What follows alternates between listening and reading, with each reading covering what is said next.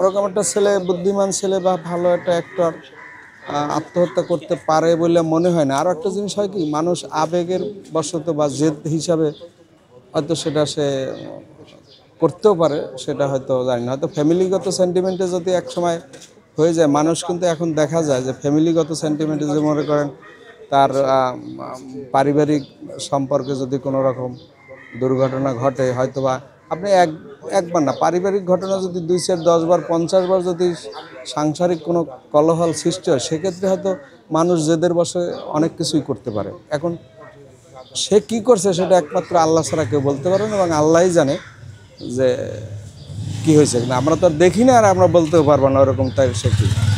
আমরা সব কিছু পত্রিকার মাধ্যমে বা সাংবাদিকদের মাধ্যমে আমরা যেটা জানছি বা শুনতেছি যে এটা হয়তো কেউ বলছে আত্মহত্যা করছে, কেউ বলছে তাকে মারা হয়েছে। আসলে অতটা তো বিষয় আমরা জানি না, এটা হলো আইনগত বিষয়। আইনের যেটা, যারা আইন নিয়ে ঘাটে বা আইন নিয়ে বোঝে, বা যারা হয়তো পুলিশ বাহিনী এগুলি হয়তো তদন্ত করছে, এরা হয়তো ভালো বলতে পারবে এটা কি হয়েছে।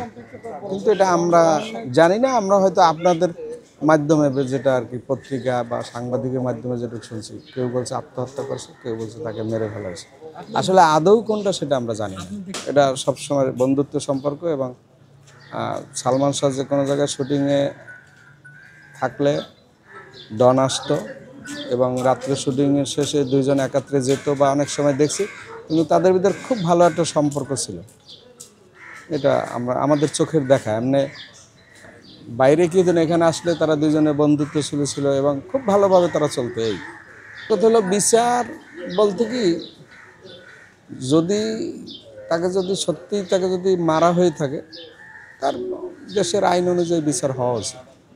এটা শুধু সালমান শাহর ক্ষেত্রে না, যে কোনো লোককে যদি কেউ কোনো হত্যা করে বা নিজের মানে আইন নিজের হাতে তুলে নেয়, সেক্ষেত্রে তার বিচার হওয়া উচিত। যে কোনো লোক, এটা আমি হই বা কি সালমান শাহ হোক বা আরেকজনের হোক, এটা হওয়া উচিত।